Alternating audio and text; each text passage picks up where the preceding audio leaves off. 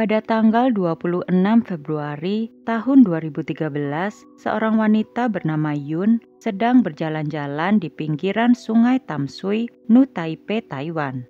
Namun di tengah perjalanannya, Yun melihat sebuah objek aneh di dekat kawasan hutan mangrove.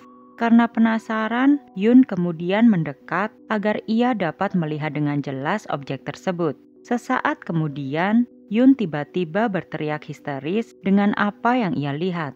Seorang pria yang kebetulan lewat mendengar teriakan Yun dan menghampirinya. Dengan tubuh gemetaran, tangan Yun menunjuk ke arah objek misterius tersebut. Ternyata objek misterius itu merupakan mayat seorang pria yang sudah mengambang. Tak mau terlalu lama berpikir, akhirnya si pria melaporkan kejadian ini kepada kepolisian setempat. Sekitar 10 menit kemudian, polisi pun sampai di lokasi kejadian. Karena saat itu TKP sudah dikelilingi oleh banyak orang, polisi harus terlebih dahulu membuat TKP steril agar proses investigasi bisa berjalan dengan lancar. Polisi kemudian mengevakuasi mayat tersebut dari sungai. Meski kondisinya yang sudah hampir membusuk, untungnya, polisi masih dapat melakukan identifikasi dari wajah mayat tersebut. Mayat itu diketahui bernama Jin Fu yang merupakan seorang miliarder yang beberapa hari lalu telah dilaporkan hilang oleh keluarganya. Ini menjadi hal yang mengagetkan bagi kepolisian karena semenjak ia dilaporkan menghilang, polisi tak bisa menemukan satupun petunjuk tentang keberadaan Jin Fu. Kini malah tiba-tiba ia ditemukan dalam kondisi sudah tidak bernyawa. Setelah mengetahui identitas Jin Fu, kepolisian langsung menelpon pihak keluarga untuk memberitahu mereka. Sementara itu, petugas kepolisian lainnya harus melanjutkan pemeriksaan TKP di sekitar hutan mangrove di Sungai Tamsui tersebut. Melihat dari lokasi yang memang kerap digunakan warga sekitar untuk jalan kaki, polisi awalnya meyakini kalau mungkin saja Jin Fu tewas karena tidak sengaja terperosok dan tenggelam ke dalam sungai. Di awal investigasi, polisi menemukan beberapa luka di sekujur tubuh dan leher Jin Fu. Namun sayangnya sangat sulit untuk memastikan luka-luka tersebut berasal dari faktor alami atau memang faktor kesengajaan. Untuk diketahui, lokasi Sungai Tamsui di mana mayat Jin Fu ditemukan memang penuh dengan bebatuan tajam dan akar-akar yang menonjol dari tanaman mangrove yang mungkin saja bisa jadi penyebab adanya bekas luka di sekujur tubuh Jin Fu.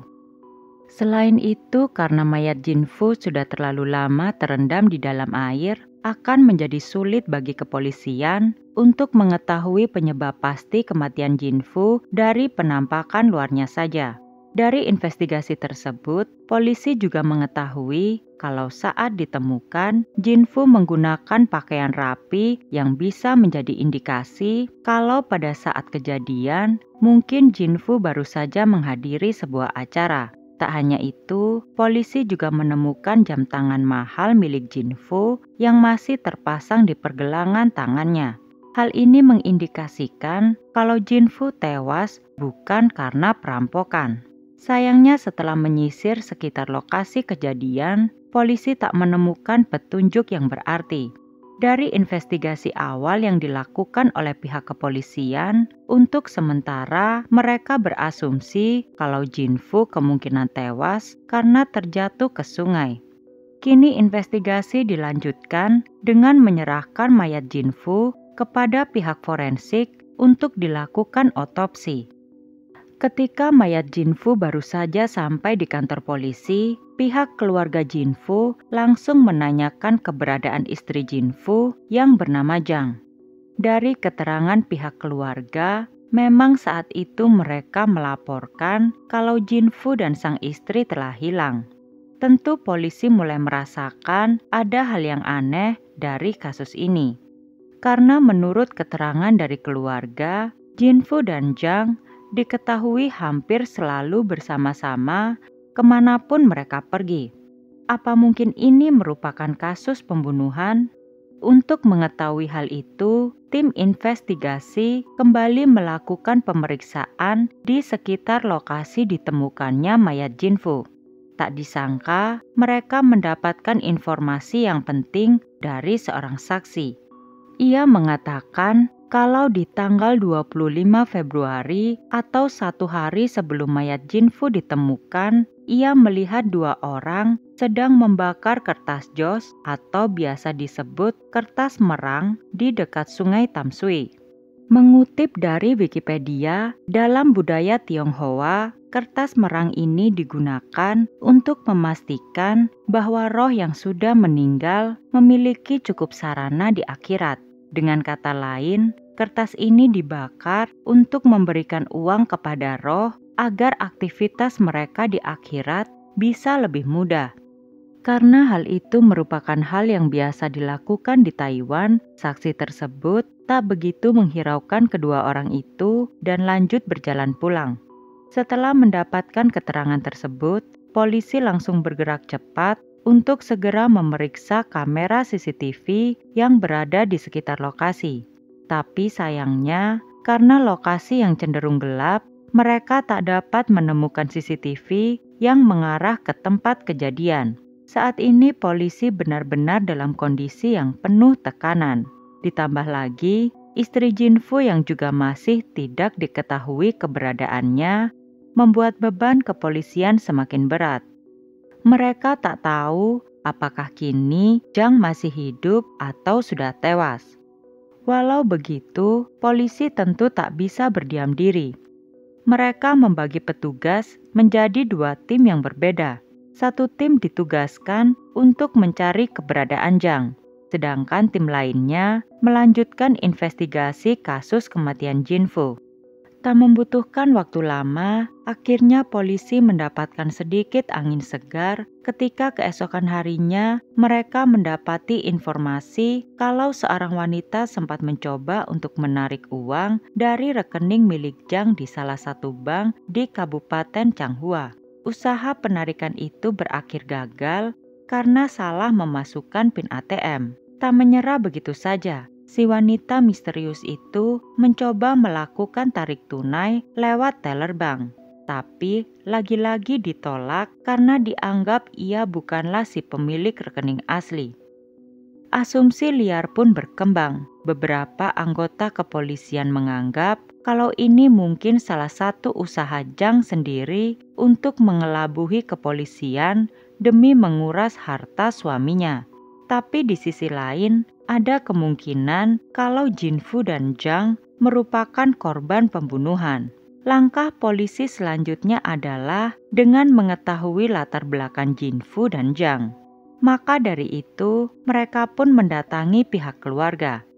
Diketahui Jinfu yang lahir di tahun 1934 adalah seorang pengusaha kaya raya lulusan Universitas Takushoku di Jepang. Suksesan Jinfu dalam berbisnis ini membuat ia memiliki 2 buah pulau yang tidak berpenghuni di Okinawa. Tak hanya itu, Jinfu diketahui juga memiliki banyak properti senilai puluhan juta dolar Taiwan. Di sisi lain, sang istri, Zhang, juga merupakan wanita yang tak kalah mentereng dibanding sang suami.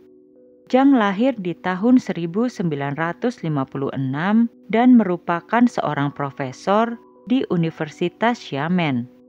Harta Zhang terdiri dari perhiasan yang ditafsir berharga 40 juta dolar Taiwan atau sekitar 19 miliar rupiah. Sebelum dilaporkan hilang, Jinfu dan Zhang tinggal di sebuah villa yang terletak di distrik Bali, New Taipei. Walau sudah bergelimang harta, pasangan ini diketahui masih belum memiliki anak. Menurut pihak keluarga, baik Jinfu maupun Zhang tetap bisa menjalani kehidupan mereka dengan bahagia. Keduanya diketahui selalu pergi bersama untuk liburan atau sekedar menikmati kopi di kafe yang terletak di dekat rumah mereka. Dari kesaksian pihak keluarga, rasanya tak mungkin jika Zhang bisa sampai melakukan hal keji kepada suaminya sendiri. Sementara itu, penyelidikan tentang identitas si wanita misterius yang sebelumnya dilaporkan akan menarik uang dari rekening Zhang juga masih mandek. Tapi setelah penyelidikan hubungan sosial dari pasangan suami istri itu, polisi mendapat sedikit informasi penting. Menurut salah satu kerabat jauh mereka, Jinfu sebelumnya memutuskan untuk pensiun dan menjual seluruh propertinya yang ada di Jepang. Saat tinggal di rumahnya yang sekarang, diketahui Jinfu dan Zhang kerap mengunjungi sebuah kafe yang terletak tidak jauh dari tempat tinggal mereka. Kerabat Jinfu itu juga menambahkan kalau sebelumnya Jinfu pernah bercerita kepadanya kalau ia telah mengadopsi seorang wanita yang juga bekerja di kafe tersebut. Informasi ini tentu bisa menjadi titik awal terungkapnya misteri kematian Jinfu. Tak menunggu waktu lama, pihak kepolisian langsung menuju kafe tersebut. Kafe yang bernama Momo Cafe itu ternyata berada di dekat tempat tinggal Jinfu dan hanya berjarak 130 meter dari tempat di mana mayat Jinfu ditemukan. Tentu hal ini bukan suatu kebetulan belaka. Saat polisi menyelidiki kafe tersebut, mereka langsung disambut oleh seorang wanita yang bernama Yihan. Yihan sendiri merupakan manajer dari kafe tersebut.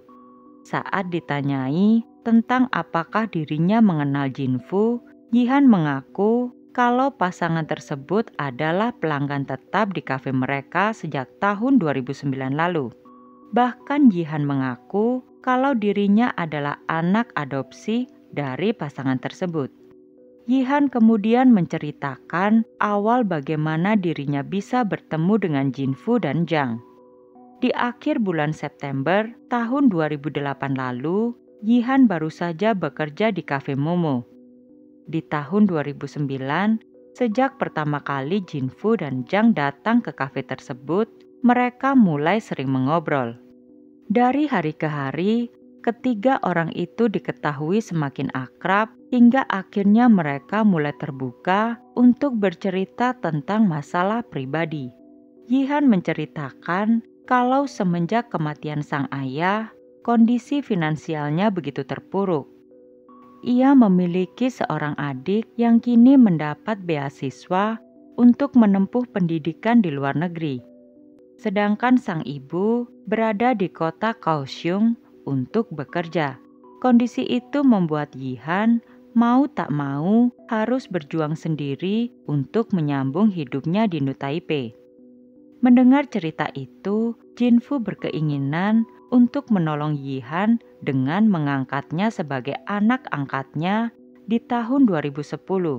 Sejak saat itu, Jinfu selalu memberikan dukungan moral serta finansial kepada Yihan. Bahkan, Jinfu tak ragu untuk membimbingnya belajar investasi saham. Polisi lalu menanyakan kapan terakhir dirinya melihat atau berkomunikasi dengan orang tua angkatnya itu. Yihan mengatakan kalau terakhir kali ia melihat Jinfu dan Zhang mengunjungi kafe di tanggal 16 Februari lalu. Setelah itu, Yihan mengaku tak melihat mereka lagi. Hal ini tentu tak biasa mengingat pasangan paruh baya itu selalu rutin untuk mengunjungi kafe tersebut. Saat itu Yihan masih berpikiran kalau mungkin saja orang tua angkatnya itu sedang liburan.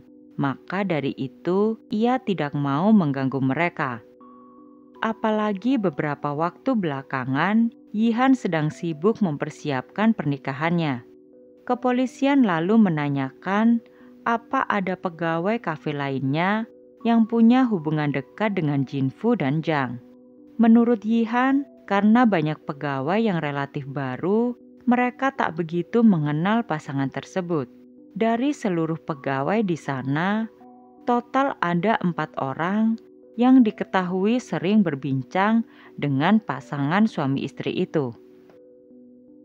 Pertama adalah Yihan sendiri. Kedua adalah pemilik kafe Momo yang bernama Bing.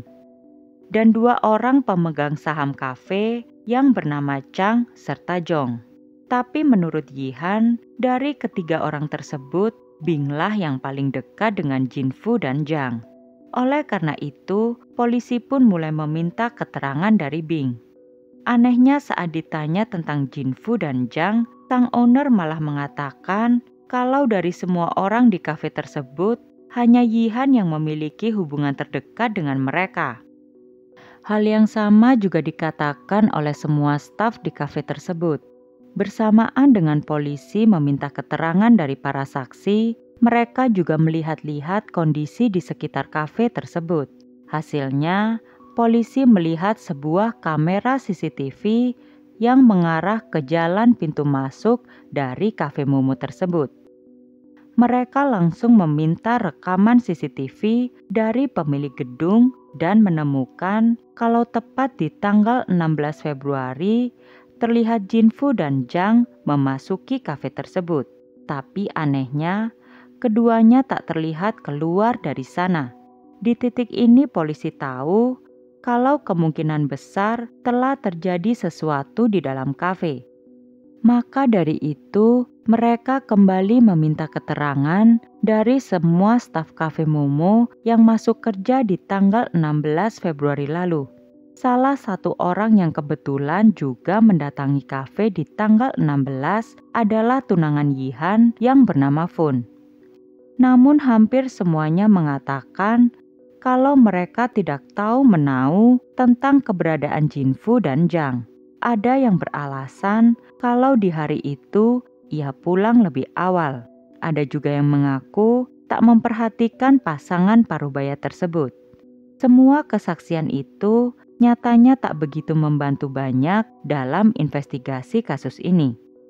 Namun semua berubah di tanggal 2 Maret 2013. Untuk diketahui, sejak awal mayat Jinfu ditemukan di tanggal 26 Februari hingga 2 Maret, pihak kepolisian terus melakukan investigasi di sepanjang Sungai Tamsui.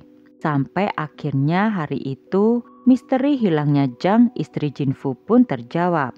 Saat tim melakukan pencarian di rawa yang berada di dekat jalur sepeda, mereka menemukan sosok mayat perempuan. Pihak forensik pun langsung ditugaskan untuk memastikan identitas mayat wanita tersebut. Hasilnya, ternyata memang benar mayat wanita itu adalah Zhang, istri Jinfu yang selama ini menghilang. Di hari yang sama, polisi juga menerima laporan kalau dompet milik Zhang ditemukan di toilet kampus tempat ia mengajar. Nampaknya si pelaku mencoba untuk mengelabuhi kepolisian.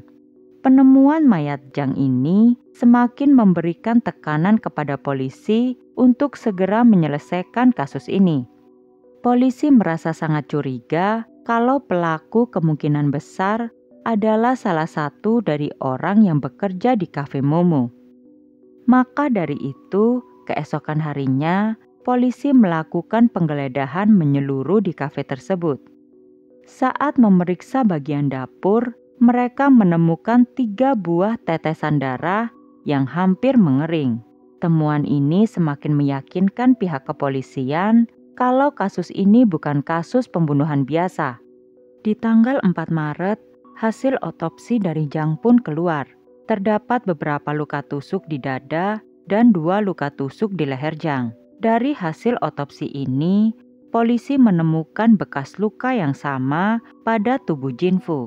Oleh karena itu, kuat dugaan bahwa pelaku kemungkinan adalah orang yang sama.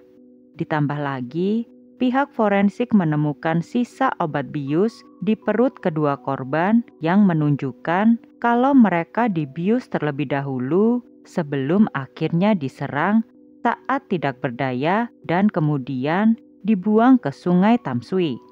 Meski begitu, polisi masih benar-benar tidak mempunyai gambaran sedikit pun tentang siapa pembunuh pasangan parubaya tersebut. Tak mau menyerah, kini polisi kembali melakukan interogasi ke masing-masing orang yang bekerja di kafe Momo. Yang pertama adalah Yihan, anak adopsi Jinfu dan Zhang. Seperti yang sebelumnya diketahui, Yihan saat ini sedang menyiapkan pernikahannya dengan sang kekasih. Untuk masalah finansial, sudah sejak 3 tahun yang lalu, memang Jinfu sudah menanggung semua kebutuhannya. Namun hal itu tidak membuat Yihan menjadi orang pemalas. Di setiap harinya, Yihan masih bekerja keras seperti biasanya. Hal itu tentu membuat hubungannya dengan Jinfu dan Zhang semakin dekat. Dengan hari pernikahannya yang semakin dekat, sangat sulit dipercaya Yihan bisa melakukan pembunuhan ini.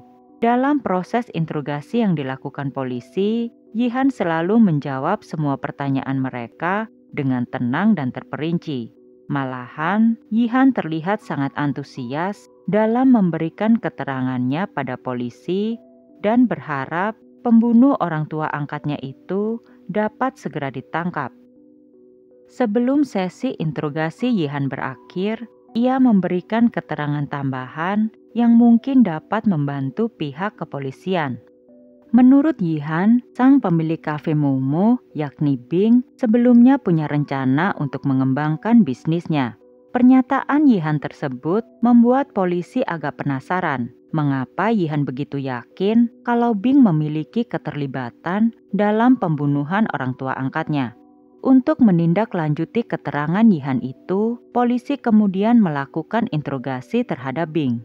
Awalnya polisi menanyakan mengenai rencananya untuk mengembangkan bisnisnya. Bing tak mengelak dan memang mengaku kalau ia dan para pemegang saham sempat berencana untuk meminjam sejumlah uang kepada Jinfu. Namun karena jumlahnya yang kelewat besar, saat itu Jinfu masih menolak permintaan Bing dan mengatakan nanti ia akan mempertimbangkannya lagi. Tentu hal itu tidak serta-merta membuat Bing dan para pemegang saham menjadi pelaku pembunuhan ini. Karena diketahui di hari kejadian ketiganya memiliki alibi yang kuat. Tak ketinggalan semua staf yang bekerja di Cafe Momo juga semua diinterogasi. Tapi karena memang mereka tidak begitu mengenal para korban, polisi tak mendapat informasi berarti dari mereka. Tidak adanya bukti yang kuat membuat polisi mau tak mau harus melepaskan Yihan, Bing, dan kedua pemilik saham kafe. Karena para korban merupakan seorang miliarder, media pun mulai turut menyoroti perkembangan kasus ini. Bahkan pihak media juga ikut melakukan penyelidikan dengan mewawancarai saksi-saksi yang berada di sekitar Cafe Momo. Di tanggal 6 Maret jam 4 pagi, seorang reporter dari surat kabar Liberty Times mengunjungi kafe tersebut untuk melakukan interview. Kebetulan Cafe Momo merupakan kafe yang buka 24 jam. Saat baru saja memasuki kafe itu, sang reporter tak sengaja melihat dua orang pemegang saham yang bernama Chang dan Zhong sedang membersihkan ruang gudang. Karena merasa aneh, sang reporter menanyai apa yang sedang mereka lakukan. Kedua orang itu menjawab kalau mereka hanya membersihkan sampah. Merasa tak ada yang perlu dikhawatirkan, akhirnya sang reporter melanjutkan rencananya untuk melakukan interview kepada Yihan. Dalam interview itu, si reporter menanyakan kapan terakhir kali ia melihat Jinfu dan Zhang. Yihan menjawab kalau terakhir kali ia melihat orang tua angkatnya itu di tanggal 16 Februari lalu. Selain itu, si reporter juga sempat menanyakan apa saat itu Jinfu dan Zhang terlibat pertikaian. Yihan menjawab tidak. Setelah beberapa pertanyaan, akhirnya wawancara itu pun berakhir. Keesokan harinya, seorang pegawai bank asal Kabupaten Changhua mendatangi kantor polisi dan mengatakan kalau wanita yang terlihat sedang diwawancarai di televisi mirip seperti wanita misterius yang berusaha melakukan penarikan uang di bank. Polisi segera menunjukkan foto Yihan ke pegawai bank tersebut dan benar saja si pegawai bank yakin kalau Yihanlah yang saat itu mendatangi bank dan berusaha menarik uang dari rekening milik Zhang. Kecurigaan polisi akan keterlibatan Yihan pun mulai menjadi kenyataan. Tepat di sore hari, tanggal 6 Maret, polisi menuju Cafe Momo untuk melakukan penangkapan terhadap Yihan. Meski polisi sudah mengantongi pernyataan saksi kunci tentang keterlibatan Yihan dalam kasus ini, nampaknya Yihan masih terus ngotot kalau ia tidak ada hubungannya dengan kematian orang tua angkatnya itu. Ia beralasan kalau dengan kebaikan yang sudah Jinfu dan Zhang lakukan kepada dirinya selama ini, Yihan jelas tidak memiliki motif untuk membunuh mereka. Bahkan ketika petugas membawanya ke kantor polisi, Yihan tetap saja membantah semua tuduhan itu. Karena Yihan tak juga mengakui perbuatannya, polisi langsung menunjukkan foto-foto otopsi dari Jinfu dan Zhang. Di momen itulah, semua pertahanan mental Yihan seakan langsung runtuh. Ia menangis sejadi-jadinya sambil berkata kalau ia sebenarnya tak berniat untuk melakukan hal keji tersebut. Setelah lebih tenang, Yihan mulai mengakui semua perbuatannya. Ia membenarkan kalau memang sejak 3 tahun yang lalu, dirinya sudah dijadikan anak angkat oleh Jinfu dan Zhang. Yihan lalu mengatakan beberapa waktu belakangan Bing, si pemilik kafe, mengalami kesulitan finansial. Oleh karena itu, Bing merencanakan pembunuhan itu bersama Yihan dan 2 orang pemiling saham dengan iming-iming bayaran yang besar. Yihan mengaku kalau otak dari semua kejadian ini adalah Bing. Saat itu Yihan bertugas untuk memancing Jinfu dan Zhang untuk datang ke kafe di tanggal 16 Februari. Yihan kemudian memberikan minuman yang sudah dicampur dengan obat tidur. Tak lama kemudian, saat Zhang hampir kehilangan kesadarannya, mereka membawanya ke dalam mobil dan memaksa Zhang untuk memberikan PIN ATM miliknya. Namun sayangnya, Zhang tetap menolak. Karena itu, Yihan langsung membunuh Zhang. Nasib yang sama juga dialami Jinfu. Setelah tak sadarkan diri, ia langsung dihabisi oleh Yihan, dibantu oleh Bing, Zhang, dan Zhong. Mereka lalu sempat membawa jasad Jinfu dan Zhang ke rumah sewaan milik Zhong sebelum akhirnya mereka membuangnya ke sungai Tamsui. Perlu diingat kalau semua itu adalah pengakuan dari sisi Yihan. Polisi tentu saja saat itu tidak mau terburu-buru untuk langsung mempercayai semua perkataan Yihan.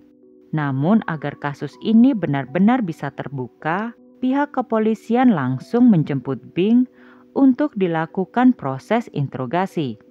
Di kantor polisi, ia juga melihat Zhang dan Zhong yang terlihat kebingungan. Meski semua pengakuan Yihan sebelumnya masih belum dapat dibuktikan dengan pasti, rupanya kabar ini bocor ke berbagai media. Hampir semua headline media cetak memberikan judul kalau terbunuhnya Jinfu dan Zhang adalah murni karena ketamakan dari sang pemilik kafe. Polisi yang awalnya belum mempercayai pernyataan Yihan, kini sedikit demi sedikit mulai termakan olehnya. Menurut kepolisian, sangat tidak mungkin jika seorang wanita bisa melakukan pembunuhan itu seorang diri. Ditambah lagi, kesaksian dari penjual kertas jos juga mengkonfirmasi kalau pada saat itu Yihan memang membeli kertas ditemani oleh seorang pria. Semua orang langsung berasumsi kalau pria itu adalah Bing. Di sisi lain, Bing, Chan, dan Zhong menyangkal semua tuduhan yang ditunjukkan kepada mereka. Pihak keluarga yang juga meyakini kalau Bing dan kedua rekannya itu tidak bersalah, memilih untuk membantu polisi dalam mencari kebenaran dari kasus ini. Memang patut diakui kalau semua tuduhan ini hanya berdasarkan perkataan Yihan semata, tanpa ada bukti yang konkret. Dari rekaman CCTV, polisi juga sama sekali tak melihat Bing dan kedua rekannya membakar kertas jos tersebut. Yang mengejutkan adalah keesokan harinya Yihan mengatakan kalau semua pernyataan yang ia berikan sebelumnya adalah salah. Ia beralasan kalau terpaksa mengatakan hal bohong itu karena polisi memaksanya untuk mengaku. Dengan pengakuan itu, Bing, Chang, dan Zhong akhirnya dibebaskan. Namun kabar tentang mereka sudah terlanjur menyebar di masyarakat. Oleh karena itu, lewat sosial media Cafe Momo, Bing memberikan klarifikasi tentang semua kabar yang beredar. Secara mengejutkan, Bing mengaku kalau ia memang melihat Yihan menemui Jinfu dan Zhang. Selain itu, ia juga secara kebetulan melihat sebuah kalung dan cincin di atas meja kerja Yihan. Dengan segera, ia mengambil foto perhiasan tersebut dan mengirimkannya kepada keluarga Zhang. Dari foto yang diberikan itulah, pihak keluarga Zhang mengkonfirmasi kalau perhiasan itu benar milik Zhang. Informasi itu pun diteruskan kepada polisi dan oleh karenanya, Bing dan rekannya akhirnya bisa benar-benar terbebas dari tuduhan tidak beralasan itu. Sementara itu Yihan kini kembali merubah pengakuannya. Ia mengaku kalau alasan ia melakukan pembunuhan itu adalah karena ia memiliki hubungan romantis dengan sang ayah angkat. Maka dari itu, Jinfu menyuruh dirinya untuk membunuh Zhang agar hubungan mereka bisa berjalan tanpa halangan. Namun semua pernyataan itu tidak terbukti kebenarannya. Setelah beberapa kali merubah pengakuan, akhirnya Yihan pun mengatakan kejadian yang sebenarnya. Semua berawal di bulan Oktober tahun 2012 lalu. Pada saat itu, Yihan menyadari orang tua angkatnya begitu bergelimang harta. Oleh karena ia tahu hanya menjadi anak angkat saja tidak akan membuat Jinfu dan Zhang memberikan seluruh harta mereka untuk dirinya, maka ia kemudian berencana untuk melakukan pencurian harta simpanan Zhang yang bernilai sekitar 40 juta dolar Taiwan atau sekitar 19 miliar rupiah. Namun pada titik ini, Yihan masih tidak mempunyai nyali untuk merampok Jinfu dan Zhang secara frontal. Oleh karena itu, kini dalam benak Yihan, satu-satunya cara adalah dengan terus membina hubungan baik agar mereka semakin mempercayai dirinya. Di tahun 2013, Yihan kembali melancarkan aksinya. Tepat di tanggal 16 Februari, Yihan mengundang Jinfu dan Zhang untuk menghadiri acara ulang tahun anak bungsu dari Bing di Cafe Momo. Namun ternyata pesta ulang tahun itu baru akan diadakan 1 minggu kemudian. Sebagai permintaan maaf, Bing memberikan minuman gratis kepada pasangan parubaya tersebut. Tentu orang yang bertugas untuk memberikan minuman itu kepada mereka adalah Yihan. Sebelum memberikan minuman tersebut, Yihan terlebih dahulu mencampurnya dengan obat tidur. Di jam 7.30 malam, Zhang mulai merasa pusing. Jinfu yang khawatir akan kondisi istrinya itu, lalu meminta bantuan Yihan untuk membawanya pulang untuk beristirahat. Yihan pun membantu orang tua angkatnya itu untuk pulang, tapi melalui pintu belakang kafe tersebut. Alih-alih mengantarkan mereka pulang ke rumah, Yihan justru membawa mereka yang setengah sadar ke sungai Tamsui. Di sanalah Yihan menusuk mereka dengan pisau buah, lalu membuang jasad mereka ke hutan mangrove di sungai tersebut. Tak lupa ia mengambil kartu ATM dan KTP milik para korban terlebih dahulu. Keesokan harinya, dengan menggunakan rambut palsu, Yihan ternyata sempat berhasil melakukan penarikan uang sejumlah 350 ribu dolar Taiwan atau sekitar 170 juta rupiah dari bank. Ternyata salah satu teller lainnya sempat terkecoh dengan penampilan Yihan dan melayani proses penarikan uang itu. Kini semua bukti sudah terkumpul dan Yihan juga sudah mengakui perbuatannya. Tepat di bulan Oktober tahun 2013, pengadilan memvonis Yihan dengan hukuman mati karena telah melakukan pencurian serta pembunuhan terhadap Jinfu dan Zhang.